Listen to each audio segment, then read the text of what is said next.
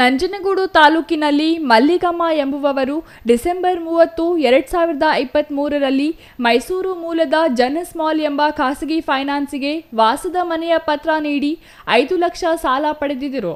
ಸಾಲ ಮತ್ತು ಬಡ್ಡಿ 1 ವರ್ಷ ಕಟ್ಟಿದ್ದಾರೆ. ಮತ್ತೆ ಸಾಲ ಮತ್ತು ಬಡ್ಡಿ ಮರುಪಾವತಿ ಮಾಡಿಲ್ಲ ಎಂಬ ಕಾರಣಕ್ಕೆ ಜನಸ್ಮಾಲ್ ಖಾಸಗಿ ಫೈನಾನ್ಸ್ ಸಿಬ್ಬಂದಿ ವಾಸದ ಮನೆಗೆ ಬೀಗ ಜಡಿದು ಮನೆಯ ಗೋಡೆಯ ಮೇಲೆ ಕೈಬರಹ ಬರೆದಿದ್ದಾರೆ. ಇದರಿಂದ ಮನನೊಂದ ಕುಟುಂಬಸ್ಥರು ಆತಂಕದಲ್ಲಿದ್ದಾರೆ. ವಿಚಾರ ತಿಳಿದು ಸ್ಥಳಕ್ಕೆ ಏಕೀಕರಣದ ಹಾದಿಯಲ್ಲಿ ರೈತ ಸಂಘ ಮತ್ತು ಹಸಿರು ಸೇನೆ ತಾಲೂಕು ಅಧ್ಯಕ್ಷ ಸತೀಶ್ ರಾವ್ ಮತ್ತು ರೈತರು ತೆರಳಿ ನೊಂದಿರುವ ಕುಟುಂಬಕ್ಕೆ ಸಾಂತ್ವನ ಹೇಳಿದ್ದಾರೆ. ಖಾಸಗಿ ಫೈನಾನ್ಸ್ಗಳ ಕಿರುಕುಳಕ್ಕೆ ಸರ್ಕಾರ ಬ್ರೇಕ್ ಹಾಕಿದರೂ ಸಿಬ್ಬಂದಿ ಮಾತ್ರ ಡೋಂಟ್ ಕೇರ್ ಎನ್ನುತ್ತಿದ್ದಾರೆ. ವಾಸವಿರುವ ಮನೆಗೆ ಬೀಗ ಹಾಕುವುದು ಸರಿಯಿಲ್ಲ. ಖಾಸಗಿ ಫೈನಾನ್ಸ್ಗಳು ಕಿರುಕುಳ ನೀಡದೆ ಹಂತ ಹಂತವಾಗಿ ಸಾಲ ಮರುಪಾವತಿ ಮಾಡಿಸಿಕೊಳ್ಳಬೇಕು.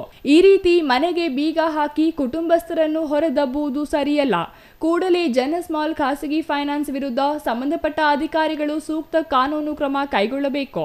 ಇಲ್ಲವಾದಲ್ಲಿ ಕುಟುಂಬಸ್ಥರೊಂದಿಗೆ ತಾಲೂಕು ಕಚೇರಿ ಮುಂದೆ ಪ್ರತಿಭಟನೆ ನಡೆಸಲಾಗುತ್ತದೆ ಎಂದು ರೈತ ಸಂಘ ಮತ್ತು ಹಸಿರು ಸೇನೆ ತಾಲೂಕು ಅಧ್ಯಕ್ಷ ಸತೀಶ್ ರಾವ್ ಎಚ್ಚರಿಕೆ ನೀಡಿದ್ದಾರೆ.